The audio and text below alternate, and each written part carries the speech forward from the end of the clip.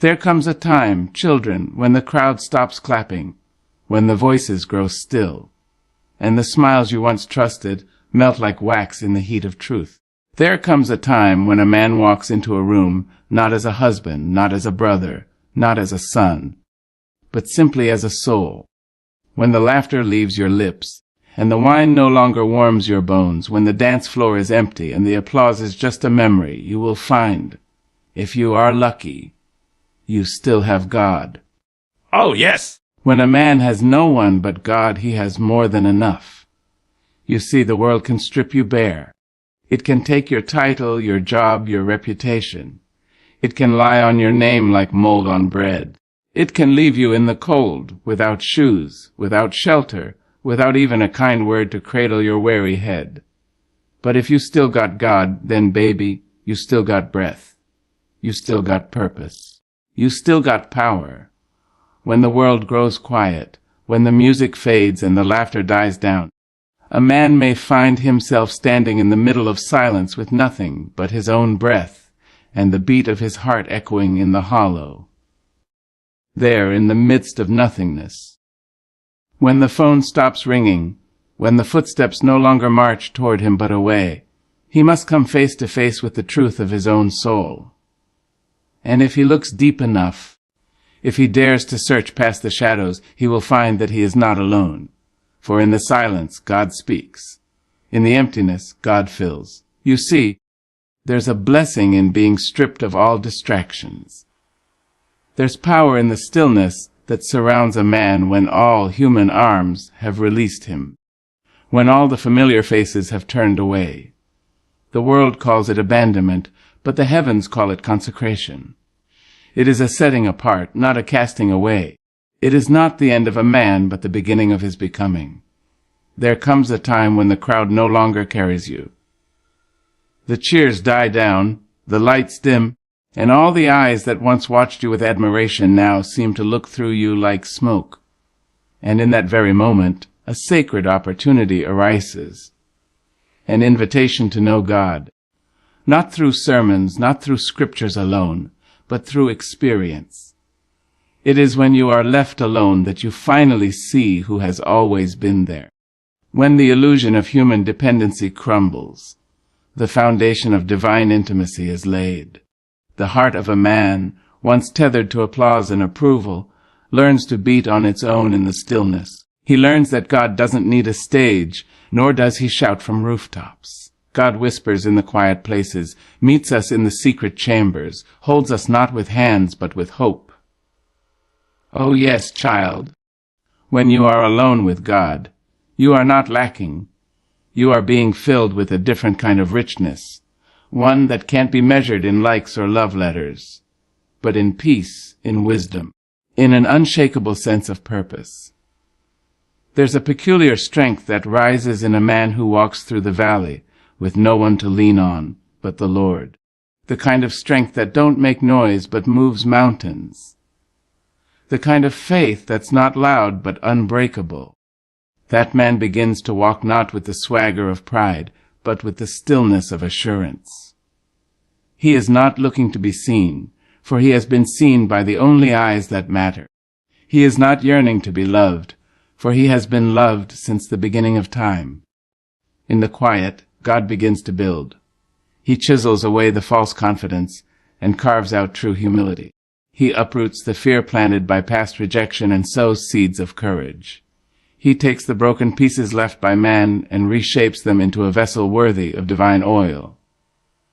That man, that lonely man, becomes God's man, not made by the hands of the world, but by the breath of the Almighty. A man alone with God learns patience, not the kind of patience that waits in misery, but the kind that waits in hope. He learns to sit in the darkness with faith that the dawn will come. He learns to walk in silence, trusting that every step is guided. He learns to pray not for company, but for clarity. He learns to say, "Thy will be done," and mean it, not because it sounds holy, because it is the only thing he has left to say. And oh, what beauty blooms in the soil of solitude! It is in that lonely garden that joy sprouts, not the joy that depends on circumstance, but the joy that knows God is present even when nothing else is. That man discovers laughter not from jokes but from grace. He finds music in the sound of his own praise. He finds warmth not from touch but from truth. Now, don't get me wrong. Being alone with God is not without its aches. There are nights when the silence stings. There are days when the echo of your own voice is the only companion. But even in that ache, there is a sacred rhythm, a holy pull that keeps the soul tethered to heaven. And after a while, the ache becomes the altar. The loneliness becomes the lesson. And that man becomes a lantern, lit from within, shining in places others fear to walk. When a man has no one but God, he does not become bitter. No, he becomes better. Better at listening, better at loving, better at forgiving, better at being. He stops chasing empty validation and starts seeking eternal revelation. He lets go of the need to be understood and leans into the joy of being known by the one who crafted his soul. It is not the crowd that defines a man. It is not the woman on his arm or the friends at his table. It is not the job title or the bank account. It is what he holds onto when everything else slips away. And if what he holds is God, then that man is not merely surviving. He is thriving, rooted in something deeper than time and stronger than pain. So if today you find yourself alone, no one calling your name, no one waiting at your door, do not despair. Do not fold under the weight of solitude. Instead, lean into it. Press your ear to the silence and listen for the voice that never leaves. Turn your tears into prayers and your fears into faith. Know that the absence of people is not the absence of purpose. For when a man has no one but God, he holds in his hands the essence of everything he needs. He walks with the Creator. He communes with the King. He is covered, carried, and called by the one who knew him before he was formed. And that, my dear, is more than enough. That is everything. Sometimes life takes everything from a man, not to destroy him, but to reveal to him what cannot be taken. People will come into your life with flowers in their hands and honey on their tongues. They will promise the stars. They will stay for the sunshine. But when the thunder starts to roll, when the winds begin to blow, you will see, clearer than ever, who was standing for you and who was only leaning on you.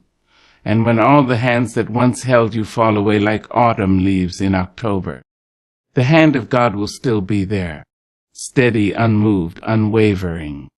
Oh, what a holy sight it is to watch a man come to understand that God's presence is greater than human absence. It is a soul-deep knowing. It is a lesson not taught in classrooms or written in books. It is learned in the wilderness, in the valley, in the echo of a room too quiet for comfort. It is when the footsteps of friends fade away, when the laughter grows faint, and the seat beside you stays empty night after night. That is where the truth whispers in. For every person that left without reason, God stood closer. For every time they turned their back, the Lord turned his face toward you. For every no they gave you, God prepared a better eyes that had your name etched in heavenly ink. God does not fill in for the ones who abandoned you. He surpasses them. His presence does not match their touch. It transforms your spirit. His love does not imitate theirs. It ignites something eternal within you.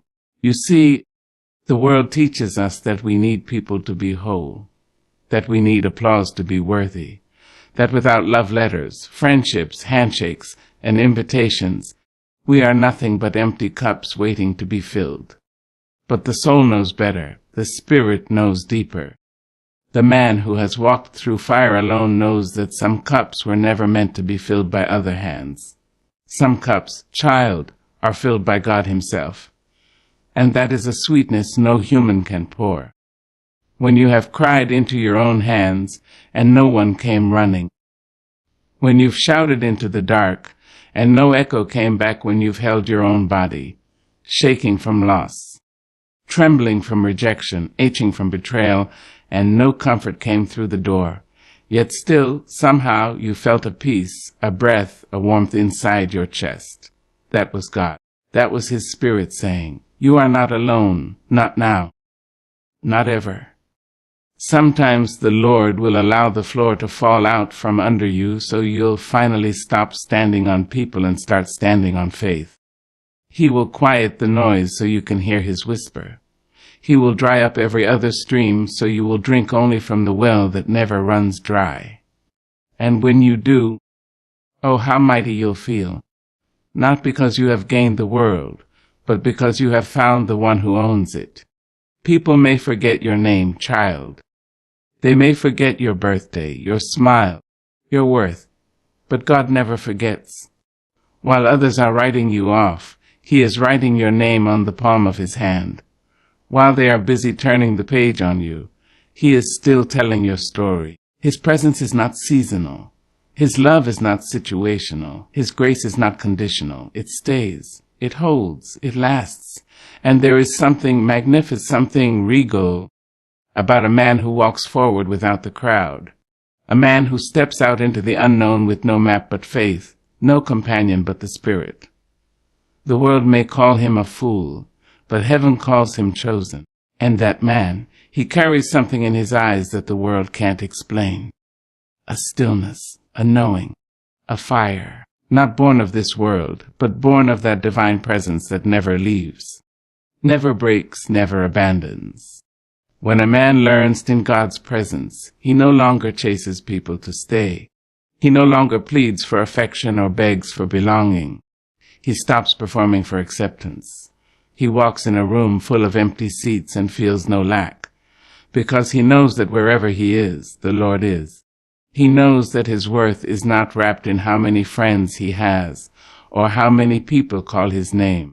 His worth is wrapped in the blood of a Savior who called him beloved long before the world gave him a name. That's what God's presence does.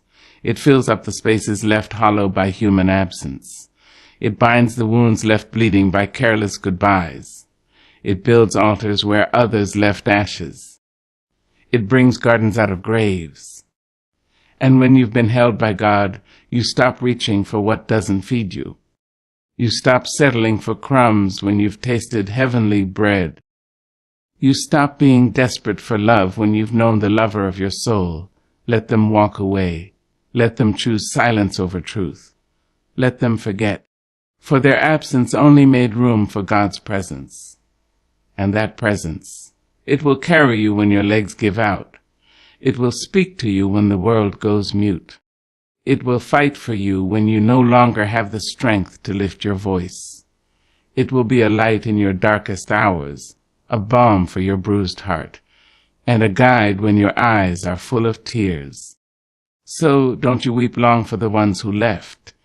Don't you lose yourself trying to chase shadows. Don't bow your head for those who could not see your light. Lift your chin, child. Lift your hands, because the one who formed the stars also formed you, and He has never walked away. His love is not on trial. His presence is not in question. For the truth is, you were never truly alone, and you never will be. God's presence does not fill a space. It becomes the space. It doesn't just visit, it dwells. And when everyone else is gone, He stays. When the door is closed, He knocks from the inside. And when the room is empty, He fills it with glory. Yes, His presence is greater than their absence. And His love is enough. Always. There are moments in this life, baby, when the fire comes not to destroy you, but to define you. When the winds howl and the rain lashes down upon your roof, and everything you built with your own 2 hands seems to tremble. People will scatter like leaves in a storm.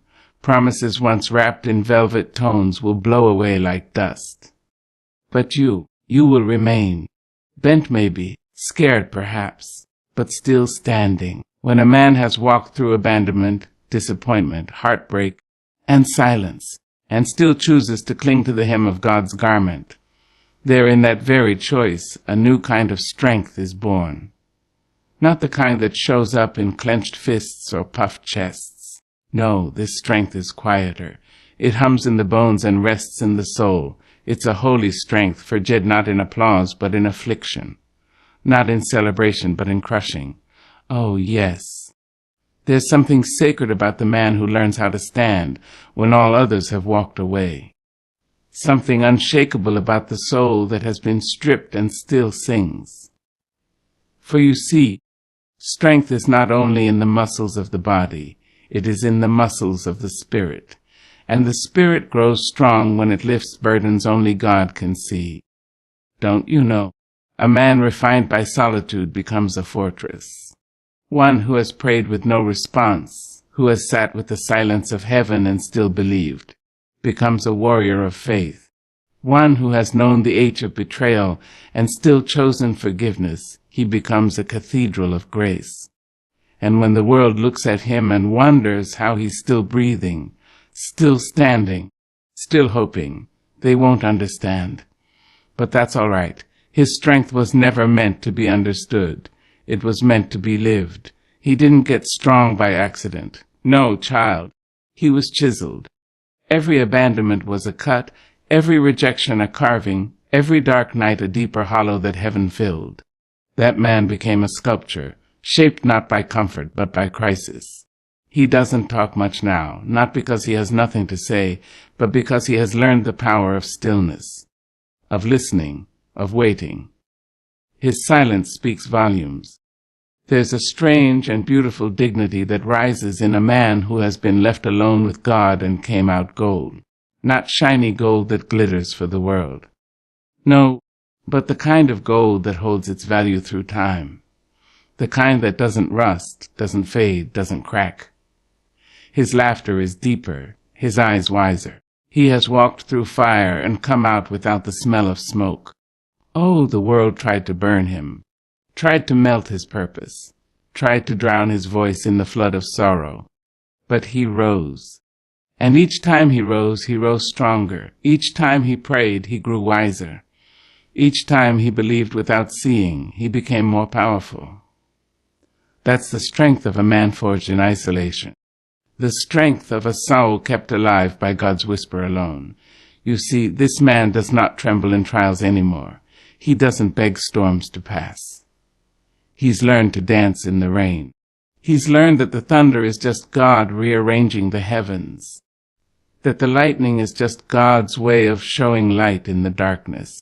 And the pain. He's stopped running from pain. He's learned that pain is the midwife of purpose. And when people come now, they see something in him they can't name. A peace that doesn't come from pleasure. A joy that doesn't require applause. A confidence that doesn't need confirmation. It's because his spirit has roots now. Roots that run deep into the river of God's presence. Roots that won't snap in a storm or sway in the winds of opinion.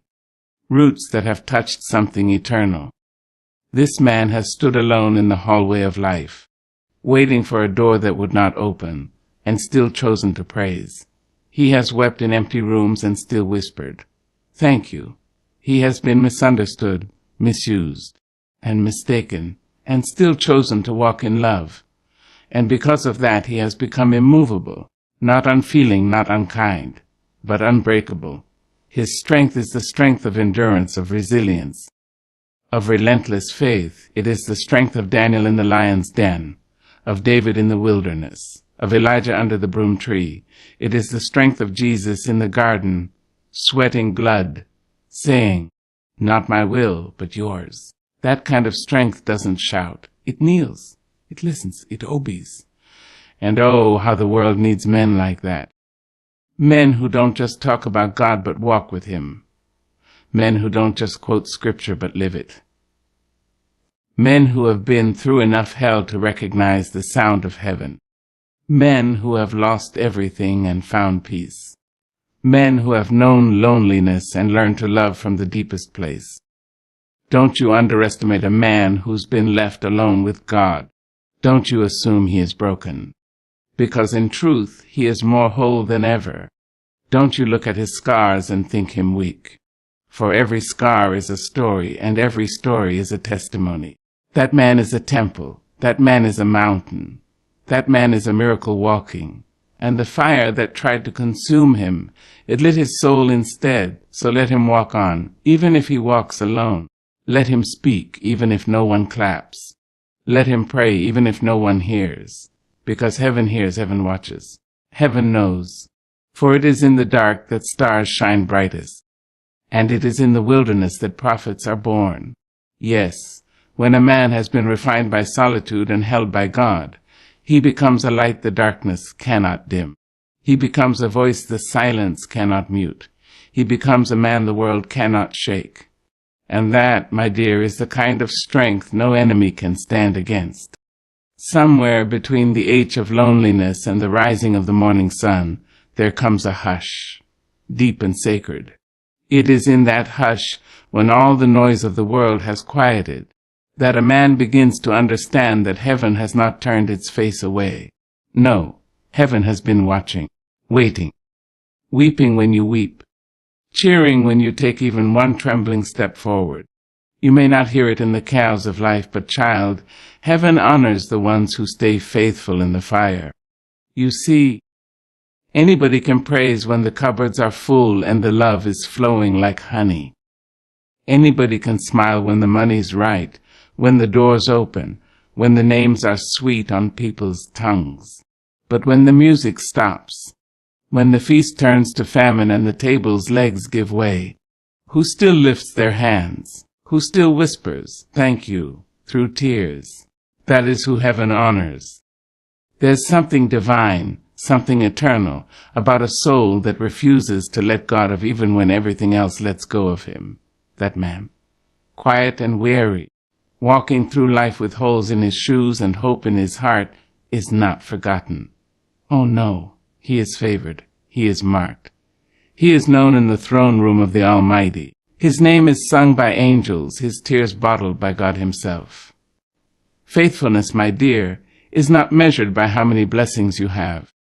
It is measured by how many burdens you carry while still choosing to believe. It is counted in the mornings you got up when your heart was heavy. In the nights you prayed even when you felt like nobody was listening. In the hours you worked with no recognition. In the kindness you gave when bitterness would have been easier. You see, God is not impressed with the performance. He is moved by the persistence, by the widow who gives her last coin, by the prisoner who still sings in chains, by the broken man who still says, "They will be done."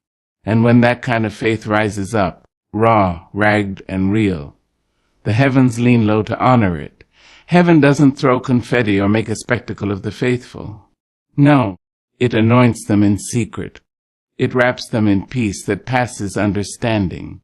It gives them a joy that doesn't match their circumstances. It lifts their chin when the world tries to bow their heads in shame. Heaven doesn't always shout, but it surely sees. That man who was left out, looked over, laughed at. He is not unseen. That man who was faithful in the field while others were fighting for the palace. God sees him. He sees the one who stays behind to help the hurting. He sees the one who keeps serving, keeps sowing, keeps showing up, without cameras, without claps. And when heaven sees, heaven responds. Do not be fooled, child, by the quiet. For even in the quiet, heaven is moving. The ones who were forsaken on earth are often the ones most favored in the spirit. The ones overlooked by man are often chosen by God for the highest callings. For God does not choose the mighty. He makes the willing mighty through obedience, through endurance, through faith. You think your pain went unnoticed. You think your silence was in vain. Oh, no, baby. Every tear you cried was caught. Every sigh you released was recorded. And every time you chose love over hate, grace over revenge, faith over fear, God was watching. He was smiling. He was preparing a crown for the man who endures, who walks by faith when he can't even see his next step, who trusts when trust feels like a rope burning through the skin. He becomes a living testimony. He carries the fragrance of fire and the beauty of ashes. He becomes a lighthouse to those still drowning in the sea. Heaven honors him not just with blessings, but with legacy. Not just with rewards, but with purpose. His name may not be in lights, but it is written in the book of life. And that book, my dear, carries more weight than any resume, any title, any earthly treasure. So, when they forget your birthday, when no one calls, when the seats at your table stay empty, remember this: heaven knows. Heaven celebrates you not for your success, but for your surrender. Not for your victories, but for your virtues. Not for your wealth, but for your worship in the wilderness. Let others chase fame and favor from man. Let them gather crowns that rust. You, beloved, keep pressing forward. Keep walking your road. Keep trusting the God who sees. Because when the world forgets your name, heaven builds a monument in your honor. And the glory that awaits the faithful. Oh, it's not just in the next life. No. Sometimes God will prepare a table for you in front of the very ones who walked away. Sometimes He will lift you in due season, not out of revenge, but to reveal His righteousness. Your faith is a seed, and it will bloom when the time is right. Do not grow weary in well-doing. Do not let bitterness rot your roots. Stay grounded in grace. Hold fast to hope. Speak life when death tries to whisper in your ear. Serve anyway. Trust anyway, because heaven honors the forsaken but faithful, the ones who have no chair behind them but still sing, the ones with no audience but still act in righteousness, the ones with no arms around them but still love wide. You are not invisible to the Almighty. You are engraved in His heart. And one day, whether in this world or the next, you will hear Him say, "Well done. Child is the highest honor there is." There is a kind of power, a quiet and holy power, that rises when a man stops chasing shadows. When he lays down the need for recognition, when he steps off the stage and into the sanctuary of solitude, he finds something far more precious than popularity. He finds peace. And child, let me tell you, peace that comes from God is worth more than applause from the world. This world will fool you. It will sell you dreams stitched together with noise.